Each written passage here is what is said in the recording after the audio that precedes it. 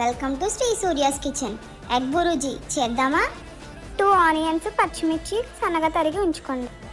ఒక కడాయి తీసుకుని అందులో 2 టేబుల్ స్పూన్స్ వరకు ఆయిల్ వేసుకోండి. ఆయిల్ హీట్ అయిన తర్వాత కట్ చేసిన ఆనియన్స్, పచ్చిమిర్చి వేసి కొంచెం సాల్ట్ వేసి బాగా కలిపేసి 5 మినిట్స్ లో ఫ్లేమ్లో ఉంచండి.